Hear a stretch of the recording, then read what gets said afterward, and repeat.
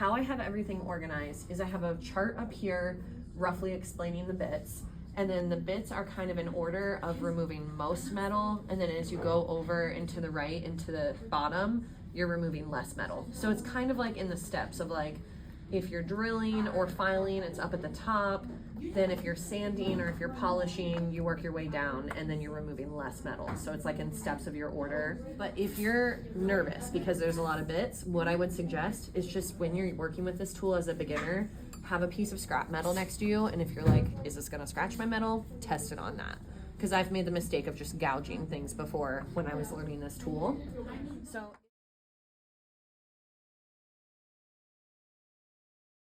when you are changing anything on here, there's a chuck just like at the drill, but it just looks a little different. You'll line up with the hole that's in the side here, and then left to switch out a bit. And then when you pick out a new bit, you'll turn it right to twist it.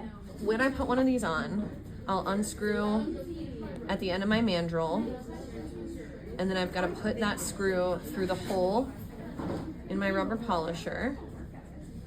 And then I'll screw this on by hand, and you'll want to tighten it all the way. So when you tighten it, in the chuck drawer, there are these little screwdrivers, and you'll just use the flathead end to tighten that up all the way. Make sure when you're done at the end of your session that you unscrew these and put the mandrels back, because sometimes we run out of the mandrels here and you got to hunt them down in the drawers. And then to put this in, I'll use the chuck. And then tighten this up to the right.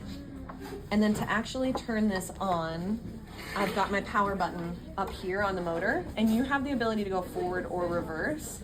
For most of these bits, you're just gonna wanna go forward.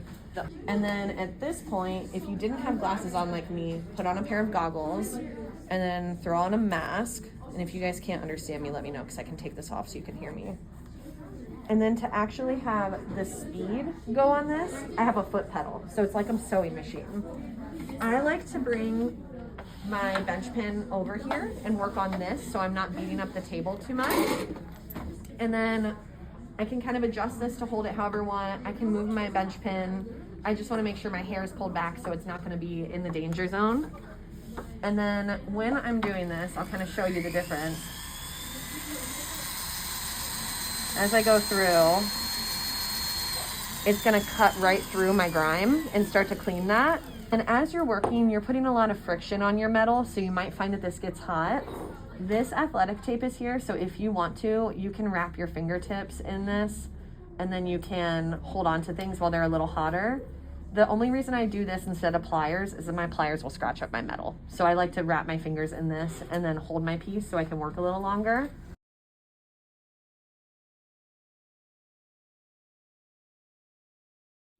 File. If you need to file in an edge, like if your edge where it got soldered isn't even, the grinding stones are your equivalent of a file. So these are also color coded. So the light brown is your heaviest and then the pink is your lightest. So if I pick a grinding stone, depending on what I need, I'm gonna pick a specific shape, and I'll show you what this does on the edge of mine real quick. It's really nice because it's faster. But if you have an angular design, hand filing is a little bit better because everything turning on here, it inherently kind of goes round. And then the main thing with this area too is once you start to get the bits down, it's awesome. Just make sure you're putting them back in the right spot and that you're cleaning up the table afterwards if you have anything kind of spilled on the edge of the table.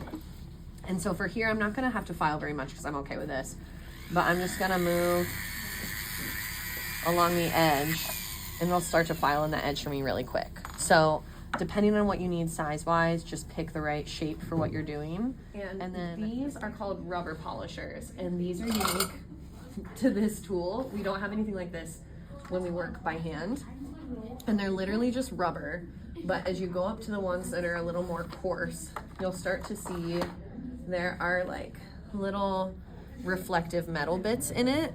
These are gonna remove more, so it's almost like a combination of a polisher and filing. So it's kind of great for where you're at, because if you have some extra solder, you can work on that and it polishes it while it's taking that off. But if I see any grooves of this, sometimes I like to do just a really light with 800 grit sanding after I'm done, if I have any grooves left.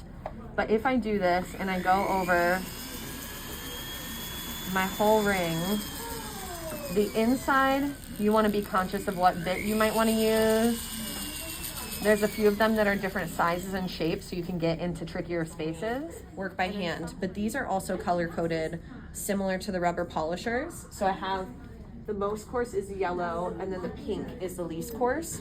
These are similar to sandpaper, but they don't leave grooves. If you're working with a radial disc, I'm gonna show you how to check that it's in the right direction. So I'm gonna get this dude out. They should look like they've got this kind of like rhythm and curve to the bristles. A lot of times they end up like this because people put them in the wrong direction. So I'm gonna put this one on. How you want to check this is when you have a new one, when you're turning it, you can play with the direction of your drill, but check that it's keeping it in that curve rather than pulling it out of it like this, just because they wear out faster. All the bits over here are kind of like our polish compound. They will wear out, but we'll try to keep them last as long as we can. And then on the inside, something like this is awesome because it's flexible and I can get in there a little bit easier. And then as for this little bit of my solder, if I'm playing around with the rubber polishers and that's not taking it off, I can switch it to sandpaper. And if I've got the sanding bits that have just a regular hole in the middle, so there's the ones that I have them labeled screw-on sanding disc. Those go on one of the regular mandrels that I was just using, where you have to screw through it and it's just got a little hole. The ones that, I get panty in there. The ones that have the brass hole are the ones that you'll use for the square head mandrel where you pop it on. With these, the green for the pop-on ones are your fine, and then the black and white are your heavy coarse grit. So I've got them labeled here, so less coarse, more coarse.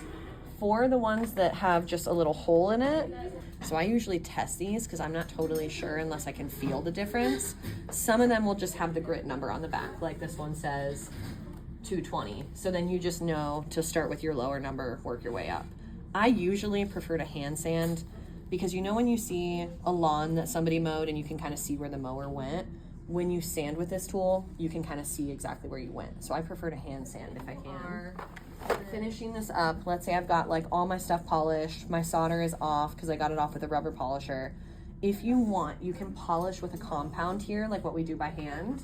And how you would do that is the bottom 3 drawers have felt discs. These are all different shapes and sizes depending on what you might want to use. So the polish that I have over here is white just because it gets everywhere. If it's that red stuff, it's a little bit messier. So I'm gonna pick up my polish first.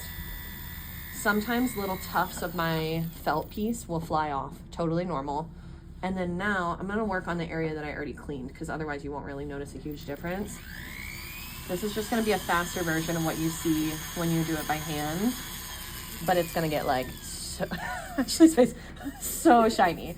Now you could 100% do it on here. You could also just tumble it. It's completely up to you.